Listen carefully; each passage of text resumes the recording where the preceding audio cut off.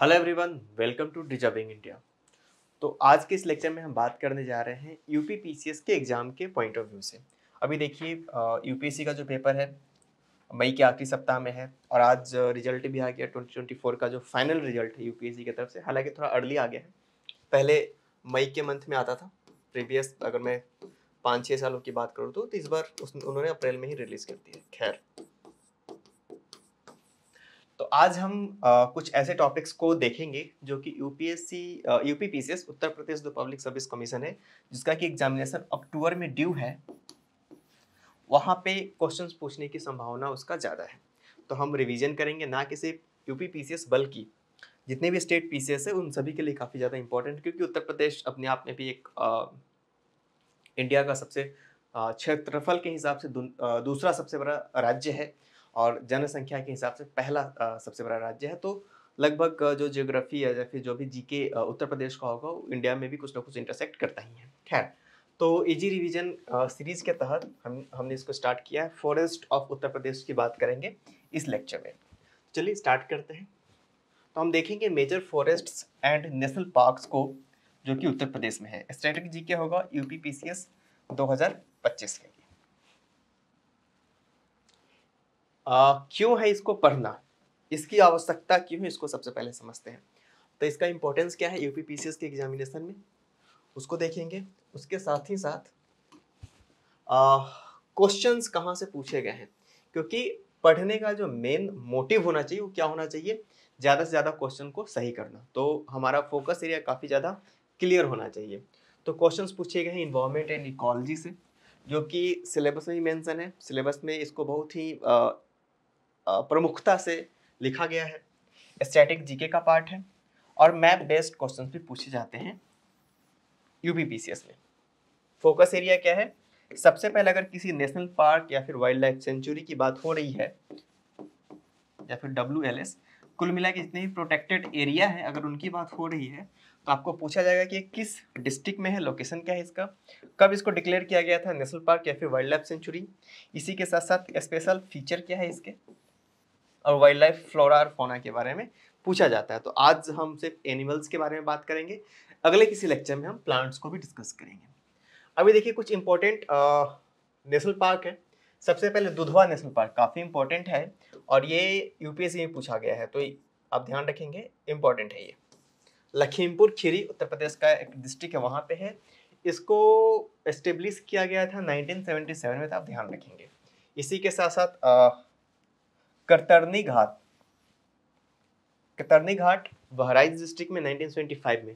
इसको डिटेल्स में भी हम पढ़ेंगे। सबसे पहले एक थीमेटिक हम इसको समझ लेते हैं, मैप के माध्यम से हम इसको समझ लेते हैं। उसके बाद किशनपुर 1972 और नवाबगंज जो है उन्नाव डिस्ट्रिक्ट में है, वो 1984 में उसको नेशनल पार्क का दर्जा दिया गया था। इसका इंपॉर्टेंस क्या है, जो कि हमने पहले ही देख लिया है। लोकेशन, ईयर, स्पेशल फीचर्स और वाइल्ड लाइफ के बारे में पूछा जाता है। देखेंगे दुधवा नेशनल पार्क, इंपॉर्टेंट है, ध्यान रखेंगे आप। दुधवा नेशनल पार्क पूछा गया अलग अलग एग्जामिनेशन में। तो लखीमपुर खीरी डिस्ट्रिक्ट में इसका लोकेशन है, जैसे कि मैंने आपको पहले ही बताया। एस्टेब्लिश कब किया गया था, 1977 में, याद रखेंगे। Part of Dudhwa tiger reserve, तो ये दुधवा जो टाइगर रिजर्व है उसका भी पार्ट है। फीचर्स क्या है इसके, ये तराई इकोसिस्टम है, मतलब ये कि उत्तर प्रदेश का वो सीमा जहाँ से नेपाल के साथ इसका बॉर्डर लगता है। मतलब कि उत्तर प्रदेश नेपाल के साथ अपना इंटरनेशनल बॉर्डर शेयर करता है, आपको ध्यान में होगा। तो वहाँ पे हिमालय का जो तराई रीजन स्टार्ट होता है, जो जहाँ से प्लेन से स्टार्ट होते हैं, वहाँ से सटा हुआ है। डेंस साल फॉरेस्ट होता है यहाँ पे, स्वैम्प्स होते हैं और ग्रासलैंड्स होते हैं। टाइगर्स, स्वैम्प डियर और एलिफेंट यहाँ पे प्रमुखता से देखने को मिलेगा। टाइगर को आप याद रखेंगे और इस पार्क को आप ध्यान में रखेंगे कि तराई रीजन में है, दुधवा नेशनल पार्क। नेक्स्ट अगर हम बात करें कतरनिया घाट वाइल्ड लाइफ सेंचुरी की, बहराइच डिस्ट्रिक्ट में है। 1975 में इसको एस्टेब्लिश किया गया था और इम्पोर्टेंट जो यहाँ पे स्पीसीज हैं कौन कौन से हैं, घड़ियाल ब्रीडिंग के लिए जाना जाता है। गंगेटिक डॉल्फिन्स यहाँ पे पाए जाते हैं। साल फॉरेस्ट काफ़ी ज़्यादा इंपॉर्टेंट है यहाँ पे, और ये दुधवा टाइगर रिजर्व का पार्ट है। तो आप ध्यान रखेंगे कि जो दुधवा टाइगर रिजर्व था ये वाइल्ड लाइफ सेंचुरी इसका ही पार्ट है, तो आप इसको भी ध्यान में रखेंगे। Kishanpur wild life sanctuary location क्या है, लखीमपुर खीरी। स्पॉटेड डियर यहाँ पे देखने को मिलता है, वॉकिंग डियर देखने को मिलता है, टाइगर्स और लियोपर्ड्स। ओल्डेस्ट एमंग 3, मतलब जितने भी हैं उसमें से सबसे ओल्डेस्ट है, 1972 में इसको एस्टेब्लिश किया गया था, तब ध्यान रखेंगे। इस तरह के एमसीक्यूज या फिर आजकल यूपीपीसीएस ने क्या कर रखा है, क्रोनोलॉजी में क्वेश्चन पूछता है, सबसे पहले क्या हुआ था, उसके बाद क्या हुआ था, उसके बाद क्या हुआ था, इस क्रोनोलॉजी में वो सजाने के लिए बोलता है। तो आप ध्यान रखेंगे, सबसे पहले किशनपुर वाइल्ड लाइफ सेंचुरी को एस्टेब्लिश किया गया था, इसका लोकेशन क्या है, लखीमपुर खीरी। ये जाना जाता है स्पॉटेड डियर के लिए, वॉकिंग डियर के लिए, टाइगर्स और लियोपर्ड्स के लिए। आगे बढ़ेंगे, कुछ और भी इंपॉर्टेंट है जिसको कि हम शॉर्ट में देखेंगे। Chandraprabha wild life sanctuary Chandauli में डिस्ट्रिक्ट में पड़ता है। नवाबगंज बर्ड सेंचुरी, जिसको कि अब हम लोग शहीद चंद्रशेखर आजाद बर्ड सेंचुरी के नाम से जानते हैं, उन्नाव डिस्ट्रिक्ट में देखने को मिलता है। सोहगी बड़वा वाइल्ड लाइफ सेंचुरी हमें देखने को मिलता है महाराजगंज डिस्ट्रिक्ट में, बिहार के साथ इसका बॉर्डर शेयर होता है।